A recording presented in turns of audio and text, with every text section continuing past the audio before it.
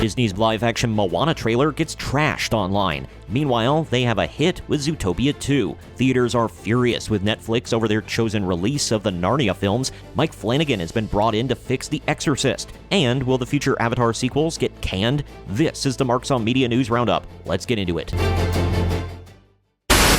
Marks on Media.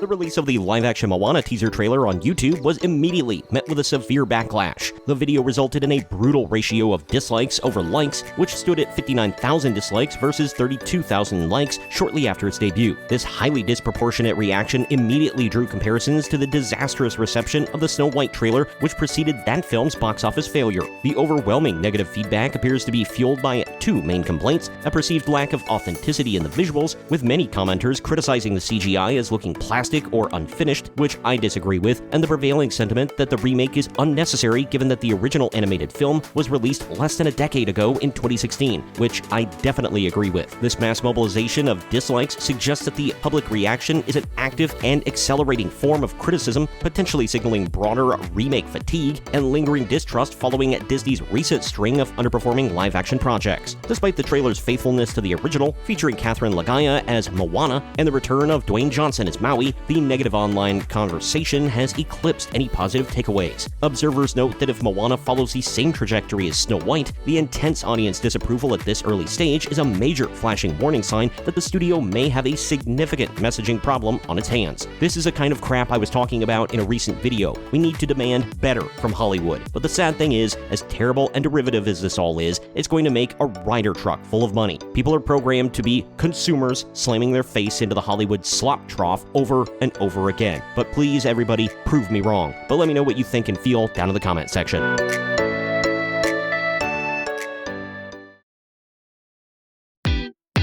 The Mouse House gets a much-needed win. Disney's Zootopia 2 delivers a stunning box office performance during its Thanksgiving weekend debut, with a first-day haul of $39.5 million that solidifies its position as the dominant holiday film and a rare major win for the studio in 2025. The sequel's projected 5-day total of $125 million to $150 million places it among the top Thanksgiving openings of all time, offering a crucial boost to theaters after a string of recent industry disappointments. This success is particularly vital for Disney, which has seen numerous high-profile projects throughout the year, including Marvel's Fantastic Four and Captain America: Brave New World, and the live-action Snow White underperform, making the animated sequel a necessary stabilizing force. Internationally, the film's launch was equally impressive, generating a global total of $81.1 million before the full U.S. weekend, with analysts projecting up to $145 million from foreign markets over the 5-day period. Notably, the film performed especially well in China, where it had the 10th highest opening day ever for a U.S. release, a success that coincided perfectly with the recent opening of a Zootopia land at Shanghai Disney, showcasing effective corporate synergy. The film also includes a surprise, self-referential cameo by Disney CEO Bob Iger, who voices a tiger weatherman named Bob Tiger during a news segment. This animated joke references Iger's earliest media job as a local TV weatherman in Ithaca, New York, adding a layer of corporate self-insertion into the film. The cameo arrives as Iger, who is known for the corporate strategy of deeply investing in and leveraging familiar IP, approaches the end of his contract in 2026 amid ongoing scrutiny of the studio's financial and creative direction. Personally, for as big of a movie as this was, I saw zero commercials and trailers for it until about 2 weeks before its release. Kinda weird. Have you seen Zootopia 2, and what did you think about it? Let me know down in the comment section.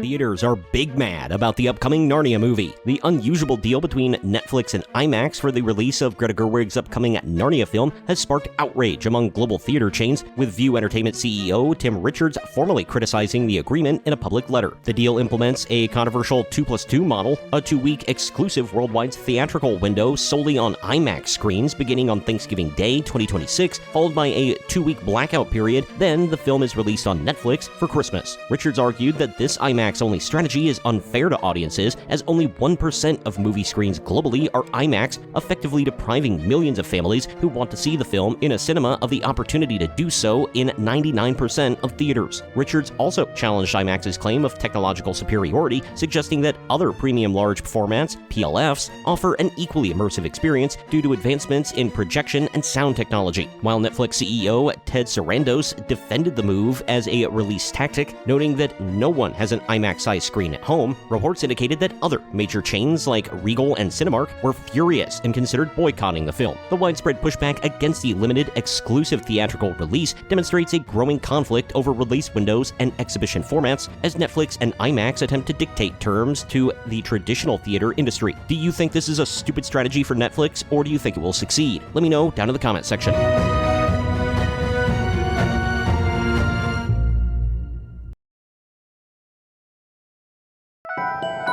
Scarlett Johansson has been cast to star in the next installment of the Exorcist franchise. The film will be written, directed, and produced by acclaimed horror filmmaker Mike Flanagan. This new project serves as a creative reset for Universal, Blumhouse Atomic Monster, and Morgan Creek Entertainment after the 2023 film The Exorcist Believer underperformed at the box office and led to the cancellation of a planned $400 million trilogy. Flanagan's film is described as a radical new take on the iconic horror series, which he promises will be the scariest movie he has ever made, while still honoring the original 1973 film's legacy without relying on nostalgia. The casting of Johansson, a two-time Academy Award nominee and one of Hollywood's highest-grossing actors, injects significant star power into the struggling franchise. Mike Flanagan praised Johansson, stating her performances always feel grounded and real, which will be key for the new film. Although plot details are being kept under wraps, the upcoming movie will be set in the same narrative universe as the original Exorcist, but is not a sequel to The Exorcist Believer. This movie aims to successfully reignite the respected horror property, with filming expected to take place in New York City. Not sure we need this. Not sure it will be good at all, especially after the trash fire that was Exorcist Believer. However, with Mike Flanagan at the helm, I have some hope, actually, that this could be great. But let me know what you think and feel down in the comment section.